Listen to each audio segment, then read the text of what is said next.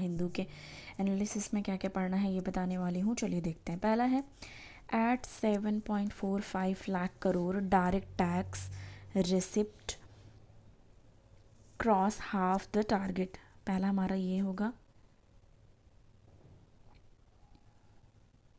ठीक है, हमें ये पढ़ना है। इसमें हम देखते हैं India net direct tax collection till October 8 in the financial year 2022 and 3 have risen to 7.45 lakh crore. तो मतलब ये जानना है कि अक्टूबर में, ठीक है, अक्टूबर महीने में 8 अक्टूबर तक क्या हुआ। जो फाइनेंशियल ईयर जो 2022-23 है उसमें जो डायरेक्ट टैक्स है वो बढ़ा है 7.45 लाख करोड़, इतना बढ़ा है। और ये ज़्यादा है, more than half of budget target जो था उससे ज़्यादा है, ठीक है। It is increase of 16.3% over the tax inflow during the corresponding period a year ago. तो ये चीज़ है, ये जाननी है इसमें कि टैक्स रेट जो है वो बढ़ी है। ओके इसमें देखना है based on provisional data net personal income tax collection बढ़ा है, ठीक है। और इसमें ये भी याद रखना है कि सिक्योरिटीज़ ट्रांसफ़र टैक्स जो है, securities transfer tax SST collection combined with personal income tax receipt grew, कितना वो ग्रीव हुआ है, कितना बड़ा है, मोर मॉडरेट 16.25%। और इसमें याद रखना है ग्रॉस कलेक्शन से रिलेटेड दिया है। तो जो ग्रॉस डायरेक्ट टैक्स कलेक्शन है वो है हो गया है 8.98 लाख करोड़, ठीक है, सैटरडे तक, ठीक है, Saturday 23.8% more then in corresponding period of 2021 and 2022 after adjusting for refund. Net direct tax now constitute 52.46% of total budget estimate। Net direct tax collection had crossed, और जो नेट डायरेक्ट कलेक्शन है वो cross कर गई है 7 लाख करोड़ सितंबर 17 तक, ठीक है। तो ये था कि जो भी जो डायरेक्ट टैक्स है वो बढ़ा है, और वो कितना बढ़ा है, यहाँ पे है 7.45 लाख करोड़ तक ये बढ़ा है। दूसरा हम आगे आ जाएंगे, ये हम आगे इसमें है Swachh Survekshan 2022 why capital continue to score poorly.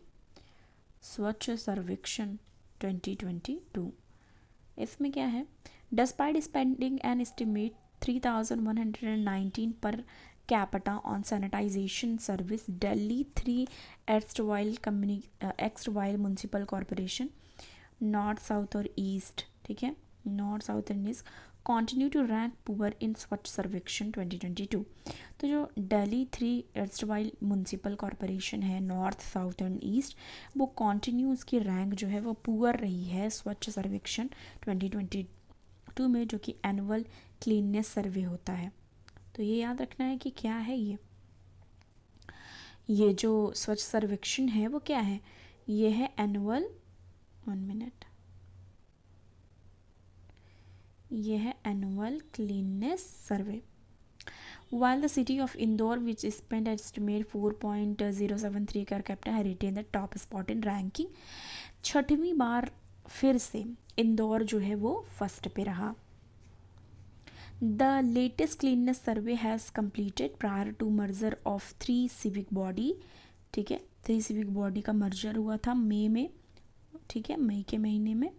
Officials at the municipal corporation of Delhi MCD ने एक्सप्रेस्ड किया है कि varying view over the struggle of civic body to gain better ranking in some, stating that fund allocated for sanitization purpose was insufficient. तो उनका कहना है कि जो ये फंड अलोकेट किया गया है सैनिटाइजेशन पर्पज़ के लिए वो इनसफिशिएंट है, उनके MCD की तरफ से बोला गया, ठीक है। अब इसमें याद रखना है द लेटेस्ट क्लीननेस रैंकिंग जो निकली है विच फीचर्ड 45 सिटीज़, ठीक है, 45 यानी 45 सिटीज़ हैं जिसमें फीचर की गई हैं, उनको इंक्लूड किया गया है। Place the east while north south and east corporation जो है 37, 28 एंड 34 रहा रिस्पेक्टिवली, यानी कि नॉर्थ रहा 37, साउथ रहा 28 एंड ईस्ट रहा 34, ठीक है। इन द 2021 रैंकिंग, ये 2021 की रैंकिंग है। द 3 सिविक बॉडी स्टूड, ठीक है, एट 45, 31 एंड 40। तो मतलब रैंकिंग जो निकली है अभी स्वच्छ सर्वेक्षण सर्वे उसकी बताई जा रही है, और इंदौर फर्स्ट पे है, ये हमने देखा ही है, ठीक है। तो ये चीज़ यहाँ पे बात की जा रही है कि दिल्ली की उतनी अच्छी जो प्रदर्शन रहा, जो रिपोर्ट रही वो नहीं रही। According to Indore municipal corporation, ठीक है, IMC, Indore municipal corporation commissioner जो है वहाँ के प्रतिभा पाल, वहाँ की जो कमिश्नर हैं, the golden rule is ensuring that 100% waste is segregated at the source. तो क्या है एक गोल्डन रूल कि 100% waste is segregated at the source. इसमें बात ये की जा रही है कि डिफरेंट अप्रोचेस हैं। We started by segregating waste into 2 category. तो बता रहे हैं कि जो वेस्ट है उनको 2 कैटेगरी में सेग्रीगेट किया गया, वेट एंड ड्राई, ठीक है, गीला और सूखा। And currently we are doing it in 6 categories, और करेंटली वो लोग 6 कैटेगरीज में कर रहे हैं, जो ये इंक्लूड करता है वेट ड्राई। देखो 6 कैटेगरीज उनकी है जो वो इंक्लूड करता है, पहला वेट हो गया, ड्राई, ठीक है, अलग अलग कर दिया 6 कैटेगरीज में, प्लास्टिक अलग, डोमेस्टिक हैजार्ड्स अलग, सैनिटरी वेस्ट अलग, एंड इलेक्ट्रॉनिक वेस्ट अलग। तो ऐसा जो प्रतिभा पाल जी हैं उनका कहना है कि उन्होंने पहले 2 कैटेगरी की थी, वेट एंड ड्राई, फिर उसके बाद उसको 6 कैटेगरीज में कर दिया। तो ये एक अच्छा इनिशिएटिव रहा, बहुत अच्छा काम कर रही हैं, जिसका दिख रहा है फल की वो फर्स्ट नंबर पे है इंदौर। सी एडेड, वो उन्होंने ऐड किया that another factor that help IMC in maintaining position was political will displayed by mayors and councillor. तो बता रही है कि एक पॉलिटिकल विल भी जो रहा डिस्प्ले किया गया मेयर्स और काउंसलर के द्वारा, वो भी एक फैक्टर रहा है इन सब में। उसमें है कि sanitization as priority regardless of party they represented, और ये भी है कि वो लोग ने इतना मतलब प्रोत्साहन और इतना प्रायोरिटी दी इस चीज़ को, रिगार्डलेस कि वो किस पार्टी से हैं, ठीक है। अकॉर्डिंग टू सतीश सिन्हा, सतीश सिन्हा जो है एसोसिएट डायरेक्टर हैं टॉक्सिक्स लिंक्स के, उन ग्रुप फोकसिंग, वो एक ग्रुप है वो फोकस करती है एनवायरनमेंट इशू से रिलेटेड, ठीक है। पुअर परफॉर्मेंस ऑफ जो east while north south and east corporation रहा, बिकॉज बोल रहे हैं because they never pushed people to segregate their waste, क्योंकि उन्होंने कभी पुश नहीं किया पीपल को सेग्रीगेट करने के लिए वेस्ट को। And have no change in the method of increase awareness, और ऐसा कोई चेंज नहीं किया जिससे अवेयरनेस बढ़ाई जा सके। तो यही था। When reached for moment MCD director of press and information Amit Kumar admitted that improper waste segregation remains one of the big issue. बोल रहे हैं कि जो इम्प्रॉपर जो बिगेस्ट इशू रहा, जो इम्प्रॉपर वेस्ट सेग्रीगेशन, वो भी एक इसमें फैक्टर रहा। बॉडी फंडिंग इज़ इनसफिशेंट, और बोल रहे हैं सिविक बॉडी फंडिंग भी जो है वो इनसफिशेंट है। तो ये हमने पूरा आर्टिकल डिस्कस किया, ठीक है, ओके। आगे आएंगे, पेज नंबर हम 6 पे आ जाएंगे।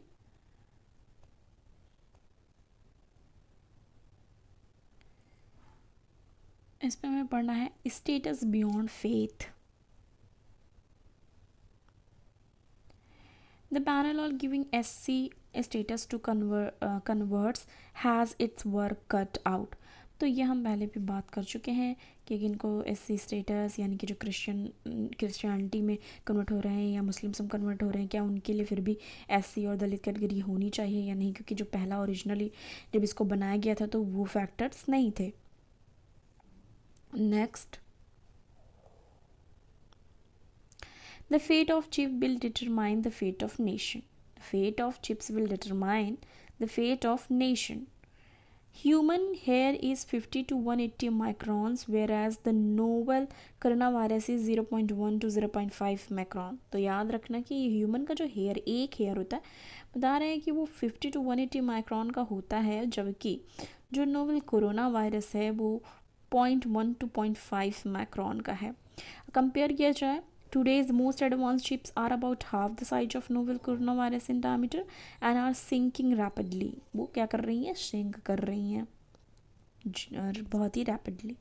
Fate of the nation depend on this infinite जो एक infinite small piece of silicon है which devastate and shape our lives in myriad ways। अब इसको करेक्ट कर लीजिएगा, प्रोनाउंसिएशन में गलत होगा तो हमें ये वाला भी कवर करना है, ठीक है। इसके बाद है peace prize politics. Peace prize politics, ये नोबल जो प्राइज मिल रही है उससे रिलेटेड है। The Nobel can strengthen the voice of peace and humanity right globally by choosing Belarusian human right campaigner, choose करके बेलारूसियन जो ह्यूमन राइट कंपेयर है, and to civic liberty focus organizing from Ukraine and Russia. For this year Nobel prize for peace, जो Nobel prize for peace है, and the Norwegian committee has once again offered is redoubtable support for voices that are critical of the authoritarianism and militarism of Moscow and allies। तो उनसे choose करके directly क्या show करते हैं कि ये एक सपोर्ट है, एक वॉइस है, ठीक है। This is the second year in a row that Russia who demand accountability and respect for human right for authorities have been chosen for the prize. अब 2021 में क्या हुआ था, डिमिट्री जो एक एडिटर इन चीफ है रशिया नोविया गेजटा के, one of the few dependent newspaper रहा है जो कि व्लादिमीर पुतिन रशिया वॉज को winner of the prize for his effort and to safeguard freedom of the expression, ठीक है। अब इस ईयर क्या हुआ, this year memorial an organization that has been documenting alleged state abuse in Russia since 1987 started prize with Alice, the Belarusian activist and Center for the Civic Liberties in Ukraine। तो इसमें जो peace prize and politics इसमें बात की गई है Russia, Belarus और Ukraine के मुद्दे को लेकर के यहाँ पे बात करी गई है, ठीक है। ये भी हमें पढ़नी है, ओके। फिर हम आगे आ जाएंगे पेज नंबर 7 पे। इसमें हमें क्या पढ़ना है, इसमें पढ़ना है the collision of the word. अच्छे से एक्सप्लेन किया जा सकता है पर वीडियो बहुत ज़्यादा लंबी हो जाती है, फिर भी जितना पॉसिबल है उतना तो हम करेंगे। इसमें the collision of the word, इसमें है the league of nation. League of nation के बारे में बात हुई है तो इसके बारे में हमको अलग से गूगल करके पढ़ना है, क्वेश्चन कैसे निकलते हैं ऐसे ना। द लीग ऑफ नेशन के बारे में जानना है कि ये सेटअप हुआ था 1920 में, was the first intergovernmental organisation. Question आ सकता है ना कि लीग ऑफ नेशन क्या है। लीग ऑफ नेशन एक इंटर गवर्नमेंटल ऑर्गेनाइजेशन है। इसका एम क्या है, प्रमोट करना इंटरनेशनल कॉरपोरेशन को, ठीक है, and out lived it's utility with world war second. United Nations claim to be one place where all world nations discuss common problems and find shared solutions that benefit all of the humanity। अभी क्या बात हो रही है, now 75 years later rising conflict situations suggest it is a time to go back to the first principle of the charter। तो अभी की situation को देखते हुए ये सजेशन है कि फिर से जाना चाहिए जो first principle of the charter था इसका, लीग ऑफ नेशन का, वहाँ पे। यूनाइटेड नेशन सेक्रेटरी जनरल जो है एंटोनियो, ठीक है, made a candid assessment of global governance. He address the United nation general assembly and said world is a big trouble. उन्होंने एक स्टेटमेंट मारी, क्या स्टेटमेंट मारी, world is a big trouble, gridlocked in colossal global dysfunctions, even the G20 is the trap of geo political divide. अब बोल रहे हैं कि जो G20 है वो एक ट्रैप है जियो पोलिटिकल डिवाइड का। In splintering world we need to create mechanism of dialogue to heal divides. तो ये बोल रहे हैं कि हमें एक मैकेनिज्म क्रिएट करना होगा और डायलॉग होगा, मैकेनिज्म ऑफ डायलॉग होगा जिससे हील किया जा सकेगा जो भी डिवाइड्स हो रहे हैं। Though and only by acting as one we can nurture fragile shoot of hope.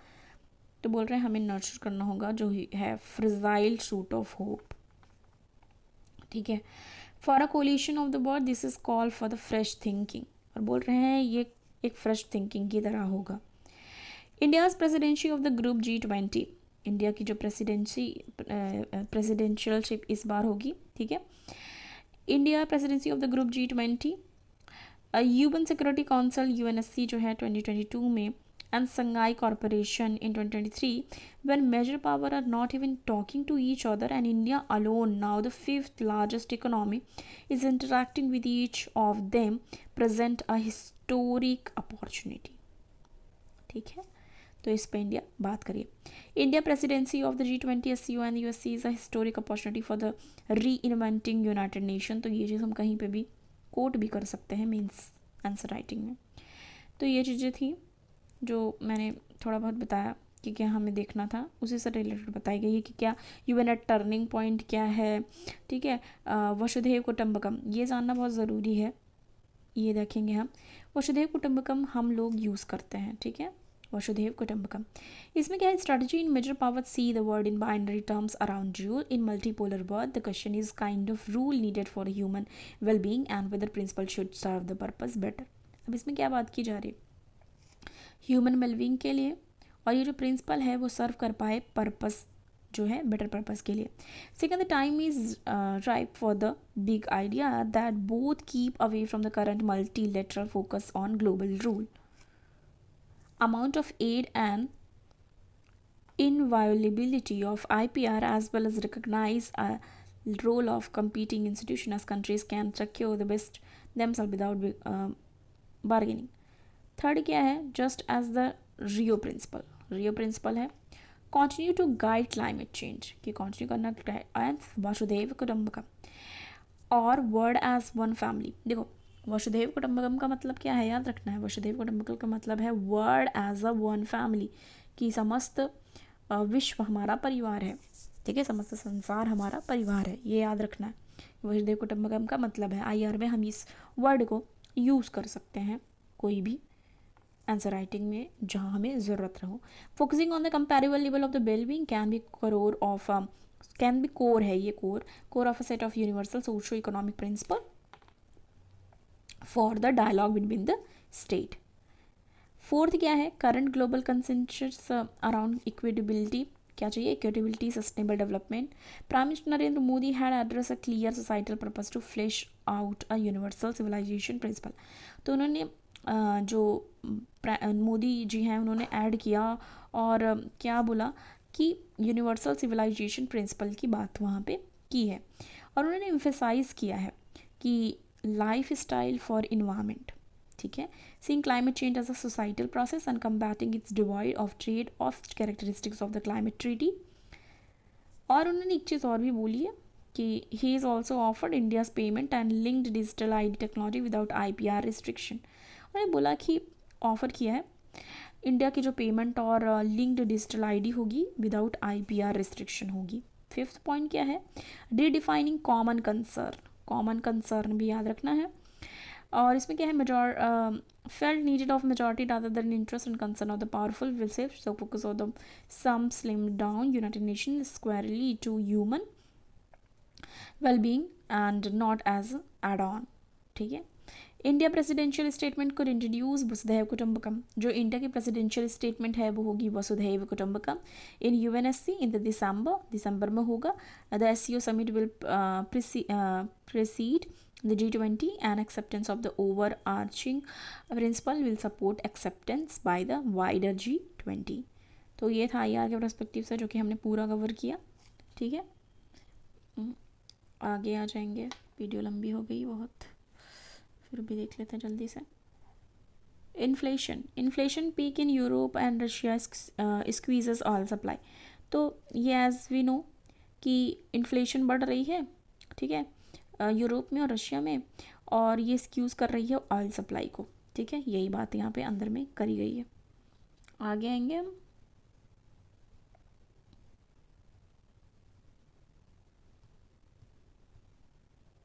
ठीक है, आगे आएंगे हम. इसमें यहाँ पे यही बात की गई है.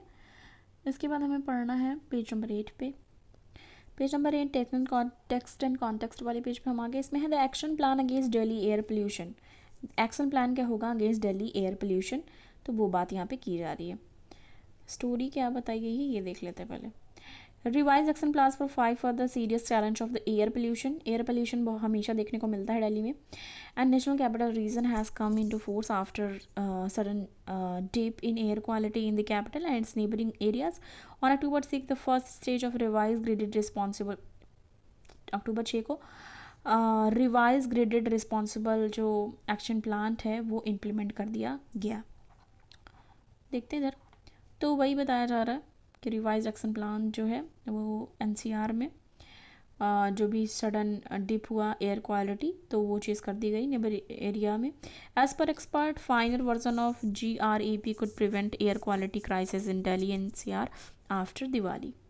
ठीक है, तो आफ्टर दिवाली बहुत ज़्यादा पोल्यूशन भी देखने को मिलती है. अब इसमें बात की जा रही है stage 1 for poor air quality. Stages में है द GRAP. जो GRAP है दिल्ली एनसीआर का, उसको डिवाइड कर दिया गया है कितने स्टेजेस में, 4 स्टेजेस में, याद रखनी है. स्टेज 1 है पुअर एयर क्वालिटी, ठीक है, जो कि रेंज करता है 201 to 300. स्टेज 2 है वेरी पुअर जो कि 301 से 400 के बीच में है. स्टेज 3 है सीवियर, मतलब सीवियर कंडीशन आ जाए जब, तो वो रहेगी 401 to 450. एंड सीवियर प्लस हो जाएगी जब ये मोर देन 450 हो जाती है. तो ये इसमें ये हमें बात करनी थी. आगे आ जाएंगे पेज नंबर 10 पे. पेज नंबर 10 पे हम आ चुके हैं. इसमें हमें पढ़ना है Indian navy to join Malabar exercise and international fleet review in Japan in November. ये याद रखना है कि इंडियन नेवी जो है वो ज्वाइन करेगी मालाबार एक्सरसाइज, ठीक है, और इंटरनेशनल फ्लीट रिव्यू जापान में नवंबर में. ये याद रखना है. तो उससे रिलेटेड अब न्यूज़ आते रहेंगे. तो ये था हमारा आज का द हिंदू का एनालिसिस. देखो इसके बाद भी और भी जो चीज़ें होंगी वो हम शॉर्ट नोट में देख लेंगे, अगर कुछ छूट रहा होगा तो वहाँ हम पढ़ लेंगे. वीडियो पसंद आए वीडियो को लाइक करें, शेयर करें, चैनल पर नए हैं सब्सक्राइब करना ना भूलें. मिलती हूँ नेक्स्ट वीडियो के साथ. Thank you.